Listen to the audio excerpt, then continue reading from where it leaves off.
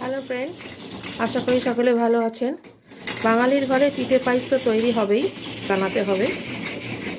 नारकेलेर छेई बानानोर ना एकटा कायदा आछे। आमी कड़ाते आँचटाके एकदम कम करे नारकेल कोड़ाटा दिलाम। एखाने दुटो मिडियाम साइजेर नारकेल आछे एबं हाफ किलो नारकेल गुड़ दिए एटाके कम आछे नाड़ते हबे, जल एकेबारेई देबेन ना। आमार हाजबेंड हाथे आमार एकटु प्रब्लेम आछे, एई जोन्नो डाक्तारेर बारण आछे, ओई जोन्नो सेइटा बानानोर समय ओ आमाके एकटु हेल्प करे देय। जल देওয়ার কোনো প্রয়োজন নেই, গুড়টাই গরম হলে আস্তে আস্তে ওটা জ্বলো হয়ে যাবে এবং নারকেলের সাথে সুন্দরভাবে মিশে যাবে। তবে আঁচ থাকবে একদম লোতে, হিট থাকবে, তার উপরে সমানে নাড়তে হবে, নাড়া থামানো যাবে না, থামালেই কিন্তু লেগে যাবে। জলটাকে একেবারে শুকিয়ে নিতে হবে।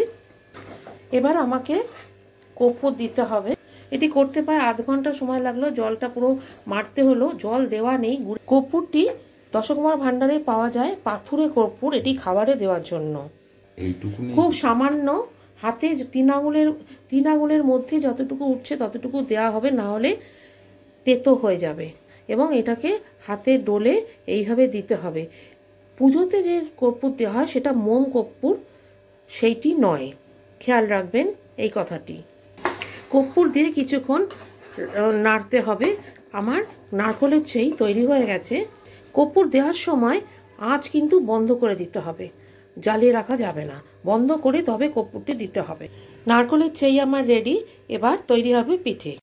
এবার আমরা পাটিসাপটা তৈরি করব। তার জন্য আধা কাপ সুজি জলে ভিজিয়ে রেখেছি, 1 ঘন্টা হলো।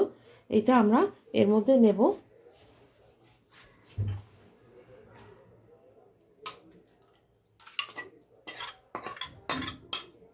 ময়দা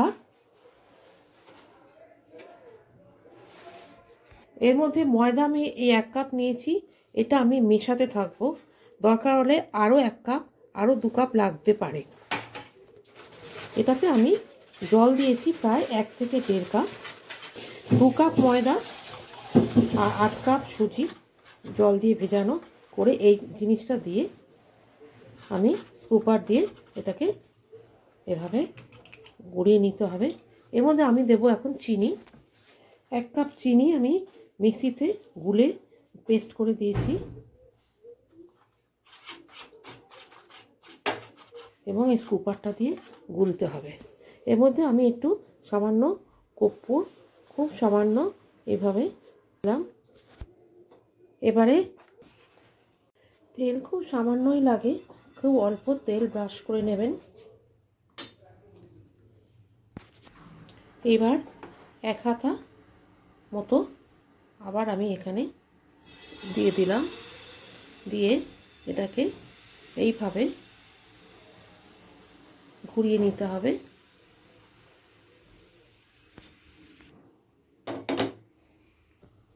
নারকেলের পুরটা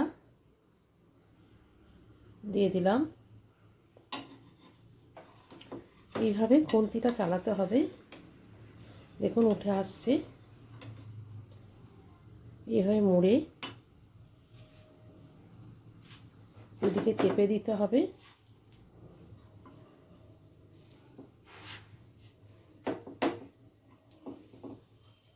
এবং এইভাবে করলেই পাটিসাপটা আপনার রেডি।